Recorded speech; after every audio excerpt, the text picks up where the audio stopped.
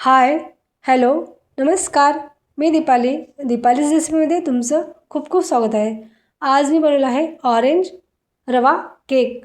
अगदी यम्मी झालं आहे, खूप टेस्टी झाला आहे, खूप सॉफ्ट जाळीदार झाला आहे, मऊ लुसलुशीत आणि जाळीदार असा झालेला आहे हा केक. खायला अप्रतिम झाला आहे. रेसिपी नक्की ट्राय करा.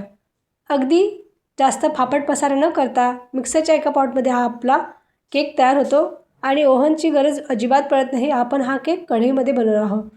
बघा किती मऊ लुसलुशीत जाळीदार झाला आहे. नक्की ही रेसिपी ट्राय करा. लहान मुलांना खूप आवडेल हा केक. चला तर मग वेळ न घालवता कृतीला आपण सुरुवात करू. इथे 1 कप रवा घेतलेला आहे. रवा तुम्ही कुठलाही घेऊ शकता, जाड बारीक. इथे मी बारीक रवा घेतला आहे. त्यानंतर मिक्सरच्या पॉटमध्ये हा रवा टाकून घ्यायचा आहे.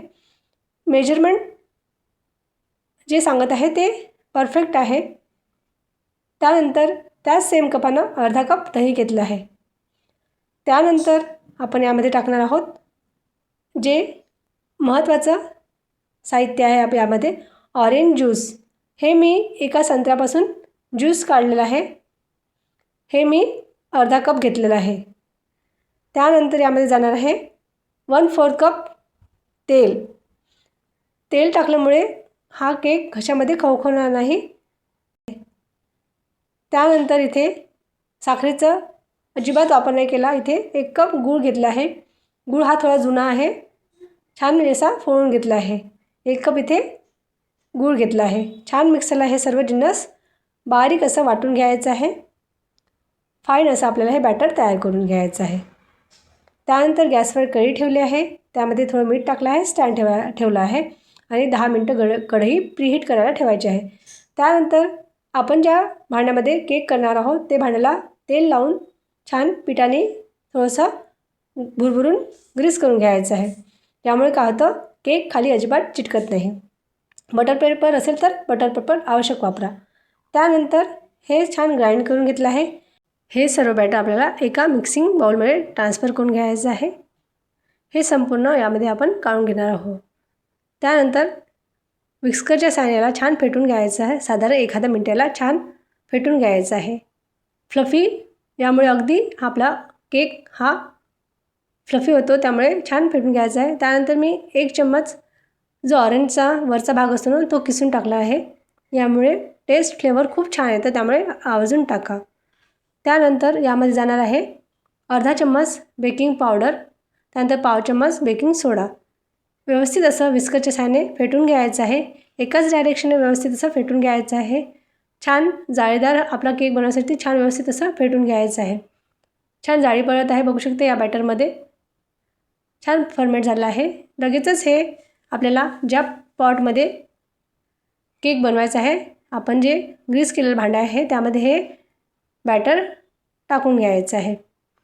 आणि बदाम किंवा काजूने, पिस्ता याने तुम्ही हे गार्निश करू शकता. इथे मी काजूचे छान काप करून गार्निश केलेलं आहे. आणि लगेचच हे बॅटर आपल्याला कढईमध्ये प्रीहीट केलेल्या कढईमध्ये ठेवून द्यायचं आहे. छान थोडंसं टॅप करायचं आहे आणि वरून काजू किंवा बदामने गार्निश करायचं आहे. लगेचच हे भांडं आपल्याला प्रीहीट केलेल्या कढईमध्ये ठेवून घ्यायचं आहे. आणि साधारण 45 मिनिट आपल्याला हे मंद आचेवर हा केक बेक करून घ्यायचा आहे. 45 मिनिटं ठेवायचं आहे आणि व्यवस्थित असा केक हा बेक होतो. बघा 45 मिनिटं आपल्याला हे ठेवायचं आहे. त्यानंतर तुम्ही थोडंसं वजनदार वस्तू यावर ठेवू शकता. त्यानंतर 45 मिनिटं झालेलं आहे, बघू शकता तुम्ही. केक छान बेक झालेला आहे. छान झाकून उघडून पाहायचं आहे. केक छान बेक झाला आहे. चाकूच्या साहाय्याने चेक करायचं आहे. इथे नाईफ चाकू छान क्लीन निघाला आहे. हे काढायचं आहे आणि थंड व्हायसाठी ठेवायचं आहे. हे केक टीन काढून घ्यायचं आहे आणि पूर्णतः थंड होऊ द्यायचं आहे. त्यानंतरच आपल्याला हे डिमोल्ड करायचं आहे. छान इथे हे केक थंड होण्यासाठी ठेवला आहे. छान थंड झालेला आहे. आता आपण याला डिमोल्ड करून घेणार आहोत. केक कधीही कट करताना, डिमोल्ड करताना संपूर्ण हा थंड असला पाहिजे, ही काळजी घ्यायची आहे. छान बघू शकता इथे किती छान सूर्य कसा रंग आलेला आहे. जाळीदार असं झालेला आहे केक. खूप सुंदर असा ऑरेंज केक तयार झाला आहे. फ्लफी झाला आहे, जाळीदार झाला आहे, मऊ लुसलुशीत झालेला आहे. बघू शकता किती टेम्पटिंग दिसत आहे. दिसायला खूप यम्मी झालेला आहे. दिसायला खूप छान दिसत आहे. नक्की ही रेसिपी ट्राय करा. अगदी घरच्या साहित्यातून झटपट प्रसार न करता हा केक तयार होतो. हे आपण आता कट करणार आहोत. बघा, इथे मी छान स्लाइसमध्ये केक कट करत आहे.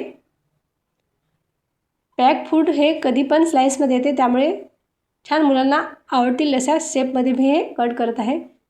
छान टेम्पटिंग दिसतं दिसायला पण आणि खायला खूप यम्मी झालेलं आहे. नक्की ही रेसिपी ट्राय करा. आवडल्यास एक लाईक जरूर करा आणि चॅनलवर नवीन असाल तर चॅनलला सबस्क्राईब देखील करायला विसरू नका. भेटू पुन्हा छान छान रेसिपीसोबत. तोपर्यंत बाय बाय.